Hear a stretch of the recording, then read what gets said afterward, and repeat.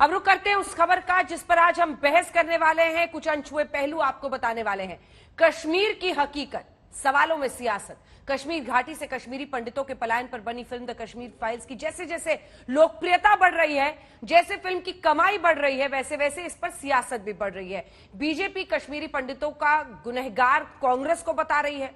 कांग्रेस समेत पूरा विपक्ष बीजेपी को जिम्मेदार ठहरा रहा है। लेकिन एक तबका यह भी मानता है कि नेशनल कॉन्फ्रेंस के नेता फारूक अब्दुल्ला कश्मीरी पंडितों के पलायन के लिए सबसे ज्यादा जिम्मेदार थे।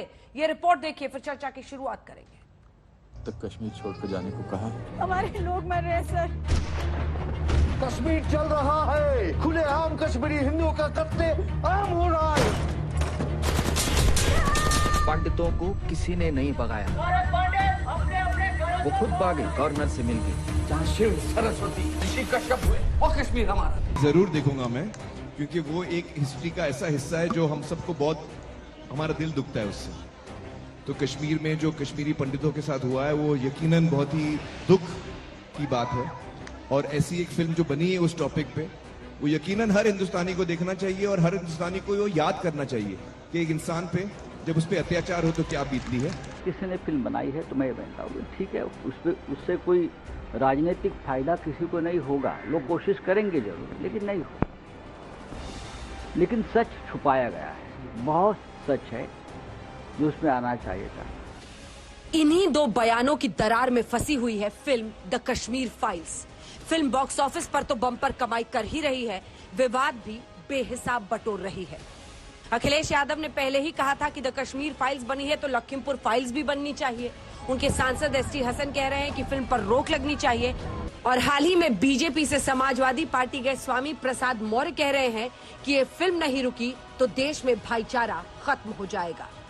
वो तमाम चीजें जो हमारी गंगा जमुनी तहजीब को, प्यार मोहब्बत को तोड़ने का काम करती हैं, नफरतों को बढ़ावा देने का काम करती हैं, उन तमाम चीजों को बैन करना चाहिए। हम जब अगर इस फिल्म को अलाउ कर दिया गया तो कल को कोई मुरादाबाद के ऊपर भी बना सकता है, गुजरात पे भी बना सकता है, अहमदाबाद पे भी बना सकता है, भिवंडी और भागलपुर पे भी बन सकती है। देश में कुछ नेता ऐसे हैं जो कश्मीरी भाइयों का, कश्मीरी पंडित का दर्द नहीं बांट सकते, बल्कि उनका जो दर्द बयां हुआ है कश्मीर फाइल फिल्म के जरिए, उस पर तरह तरह की सियासत कर रहे हैं।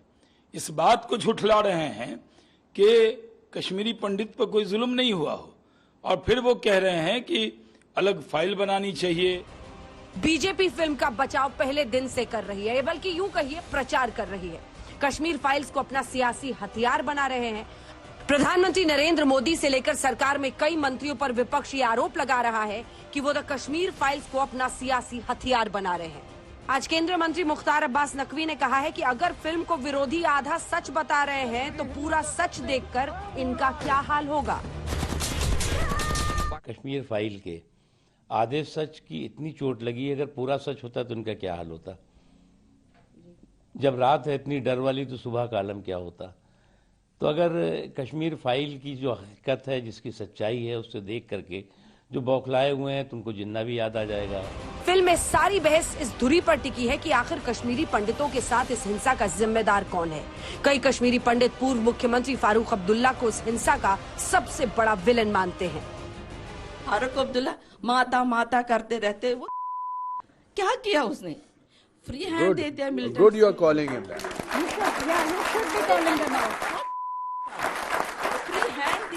रात भर में ट्रकों में एम्यूनिशन आता था।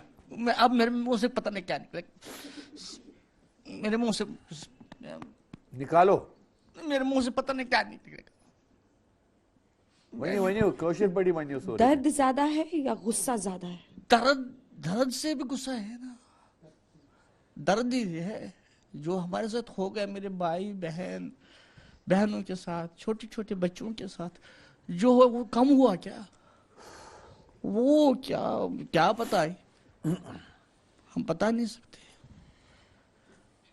फारूक अब्दुल्ला जिसने हमें कसाईयों के हाथ में छोड़ा। वहीं उमर अब्दुल्ला अपने पिता का बचाव करते हुए ये कह चुके हैं कि जब कश्मीरी पंडितों का पलायन हुआ तब फारूक अब्दुल्ला मुख्यमंत्री नहीं थे, पूर्व बीजेपी नेता जगमोहन राज्यपाल थे और केंद्र में बीजेपी समर्थित वीपी सिंह की सरकार थी।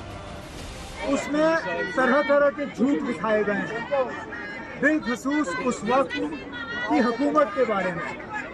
हकीकत ये है कि जब ये वाक़ये हुए, जब कश्मीरी पंडित यहाँ से निकल गए, उस वक्त फारूक अब्दुल्ला वज़ीर आला नहीं था, उस वक्त गवर्नर राज था, जगमोहन साहब गवर्नर थे।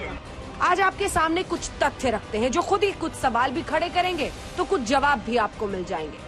तो सवाल यही कि कश्मीरी पंडितों का विलेन कौन है। 7 नवंबर 1986 से 18 जनवरी 1990 तक फारूक अब्दुल्ला जम्मू कश्मीर के मुख्यमंत्री रहे। फरवरी 1986 में गुलाम मोहम्मद शाह जम्मू और कश्मीर के मुख्यमंत्री थे। तब दक्षिण कश्मीर में जबरदस्त हिंसा हुई, मंदिरों को तबाह किया गया और कश्मीरी पंडितों की संपत्ति लूटी गई। तब कांग्रेस के नेता मुफ्ती सईद पर हिंसा भड़काने के आरोप लगे थे। कहा जाता है कि मुफ्ती मोहम्मद सईद मुख्यमंत्री बनने का सपना देख रहे थे। मार्च 1986 में तत्कालीन राज्यपाल जगमोहन ने गुलाम मोहम्मद शाह की सरकार को बर्खास्त कर दिया। नवंबर 1986 में तत्कालीन प्रधानमंत्री राजीव गांधी और फारूक अब्दुल्ला के बीच समझौता हुआ, जिसके बाद मुफ्ती सईद को कांग्रेस ने केंद्र में मंत्री बनाया और फारूक अब्दुल्ला जम्मू कश्मीर के मुख्यमंत्री बनाए गए।